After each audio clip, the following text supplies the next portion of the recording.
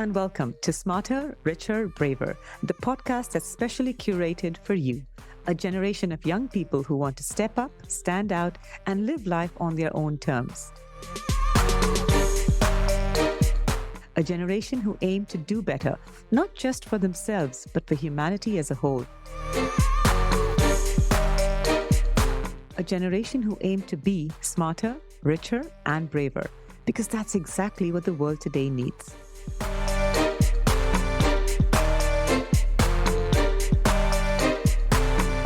I'm your host, Marilyn Pinto, author and founder at KFI Global, and I'd like to warmly welcome all you Gen Zers. A special shout out to all our KFI Global students listening in. Please know that this podcast was made with you in mind, and I promise it's going to be worth your attention.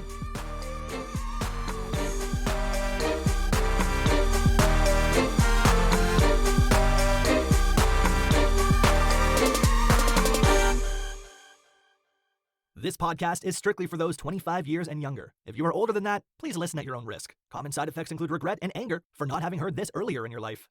In one of the previous episodes, I spoke about the misconception most youngsters have around financial education and how important this skill is for so many different aspects of your life. Once you've realized that you need to learn about money and how to make smarter money decisions, you've got to gear up for the next step. Who do you learn from? And how do you choose a great financial education provider?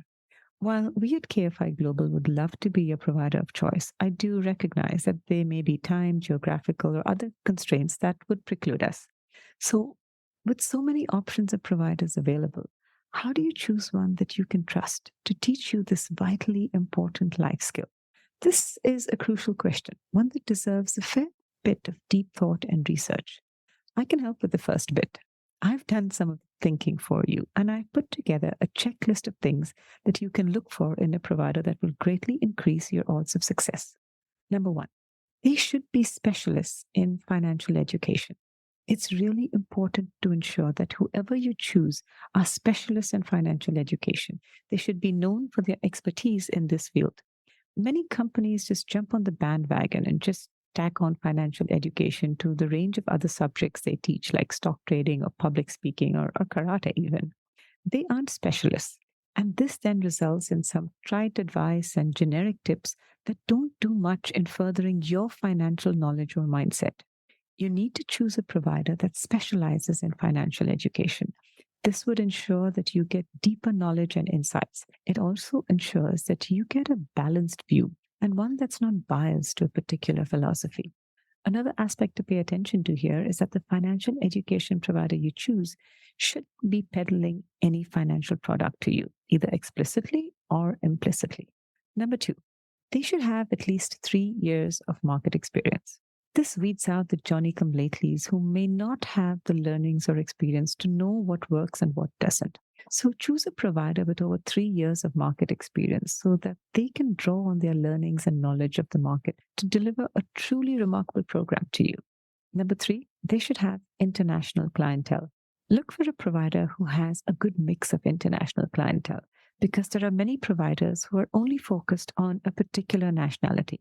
This narrows the focus of their teaching and as well as the experience of the students. Having an international clientele tells you that the provider is great at dealing with students from different nationalities. This also bodes well for you as you get to experience and consider different perspectives on the topic of money. And that makes it so much more interesting. Number four, integrity and reputation.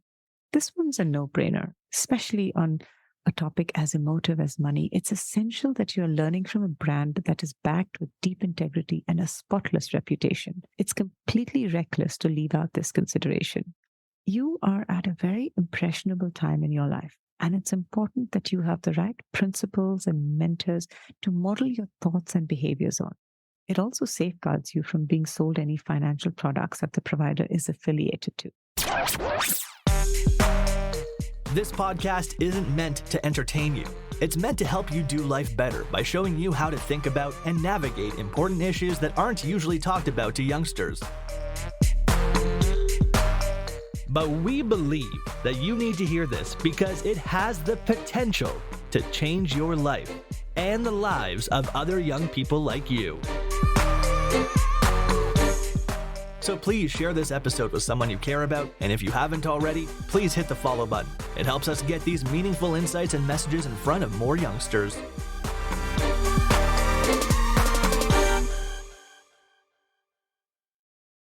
Number 5, student testimonials.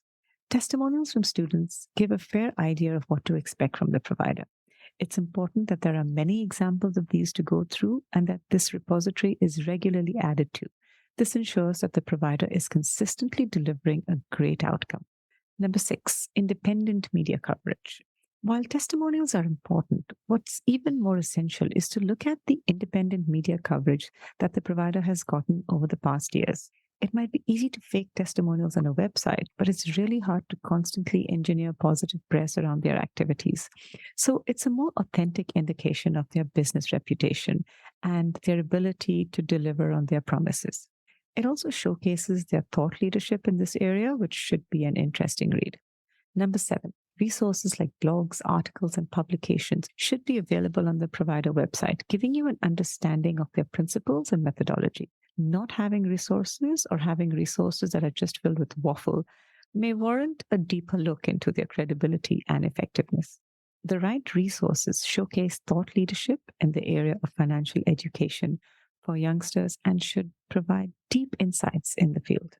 Number 8, partnership with reputed brands.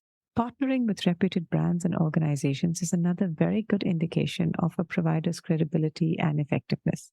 This is usually displayed quite prominently on their website and should be easy to look up. These big organizations and brands are very careful about the partnerships they enter into, and it's easy to benefit from the due diligence they would have conducted. At number 9, they should have trained educators.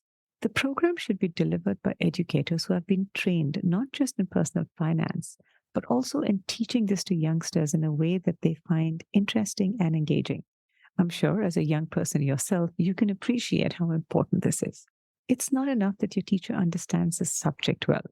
It's also important that she knows how to teach it to you in a way that you find very interesting.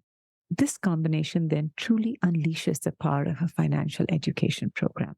Number 10, live interactive classes. While there are many financial education providers that offer pre-recorded programs, it's helpful for you to think about the best way that youngsters like you learn. Research shows that you learn best by discussing, debating, and asking questions because ideas and brain circuits come alive in conversation.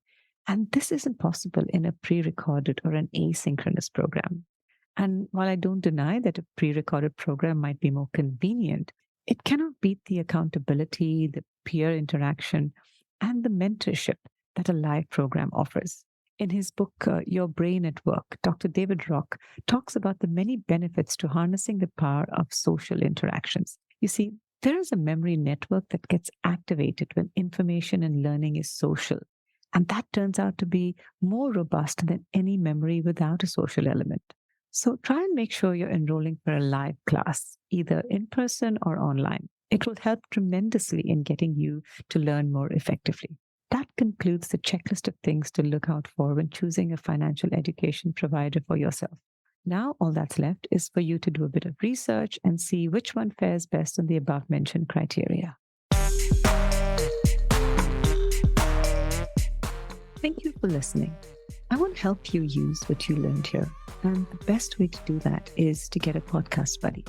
That's someone who also listens to this podcast. Then talk to your podcast buddy about the one takeaway from this episode that resonated with you the most. That's it. That's all you have to do. Remember that much of what is talked about on this podcast is stuff that's not typically talked about to young people, and it should be.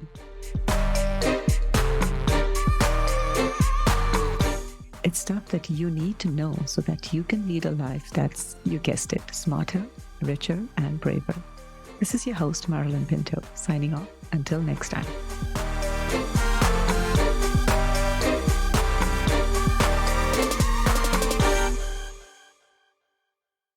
If you have any questions or topics you'd like us to broach in our upcoming episodes, please email us at smarterricherbraver@gmail.com. And if you'd like to sign up for one of our award-winning programs, go to kfi.global and check out our upcoming schedule.